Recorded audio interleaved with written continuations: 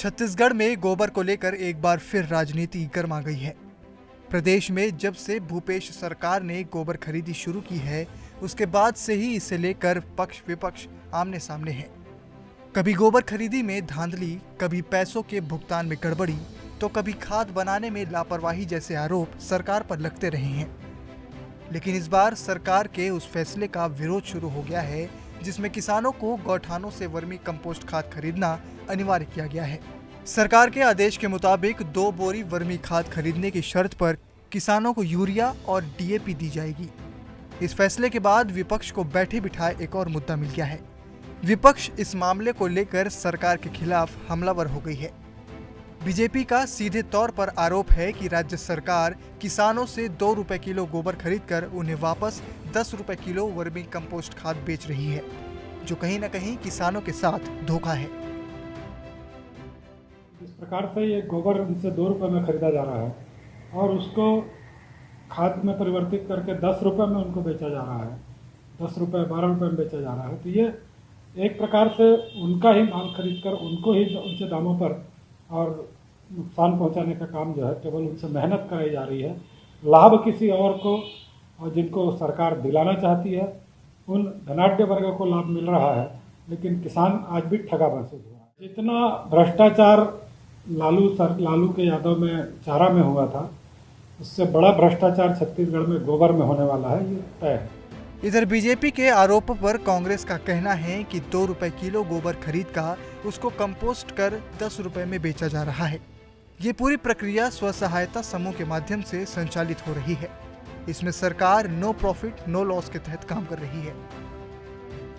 जबरिया जैविक कृषि अपनाने के लिए नहीं कहा जा रहा, उसकी अच्छाई बताई जा रही। भाई यदि किसी चीज़ की अच्छाई जब तक लोगों को बताई नहीं जाएगी, जब तक जैविक कृषि और वर्मी कंपोस्ट के फायदे लोगों को नहीं बताए जाएंगे, तब तक लोग इसके लिए अग्रसर कैसे होंगे।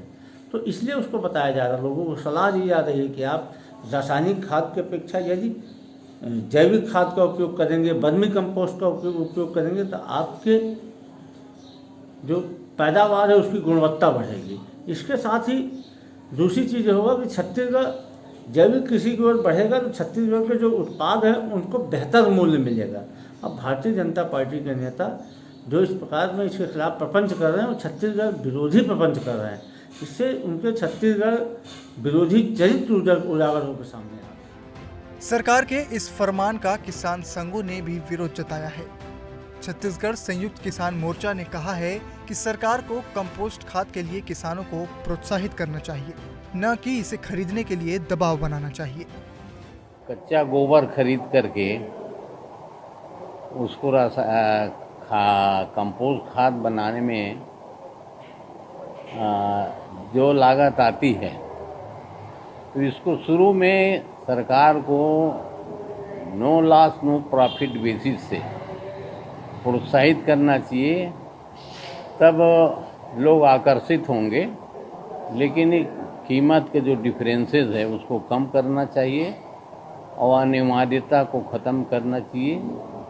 जो खरीदना चाहे उसी को।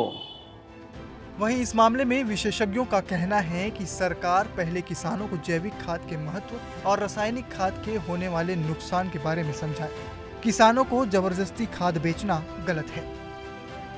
गोबर का जो है उसको गोबर को नहीं बेच रही है सरकार, उसका खाद बना करके बेच रही है। और खाद बनाने में जो लागत आती होगी उस लागत को जोड़ करके सरकार बेच रही होगी इसमें। हाँ, मेरे को लगता है कि जो दबाव पूर्वक बेचने की बात जो सामने आ रही, तो दबाव पूर्वक बेचने के बजाय इनको पहले प्रेरित करना चाहिए ये जैविक खाद का क्या महत्व है और रासायनिक खाद से हमको क्या नुकसान होता है और उर्वरक क्षमता घटती है। इस बात को उनको बताना चाहिए। जैविक खाद से उनकी उपज भी बढ़ेगी और फसलों को कीड़े कम लगेंगे। प्रदेश के गौठानों में गोबर खरीदकर इसे स्व सहायता समूह के जरिए वर्मी कंपोस्ट और सुपर कंपोस्ट खाद का निर्माण किया जा रहा है। ऑर्गेनिक खेती को प्रोत्साहित करना सरकार का प्रयास काफी अच्छा है, लेकिन इसके लागू करने के तरीकों पर फिलहाल सवाल खड़े हो रहे हैं। प्रवीण कुमार सिंह, ईटीवी भारत, रायपुर।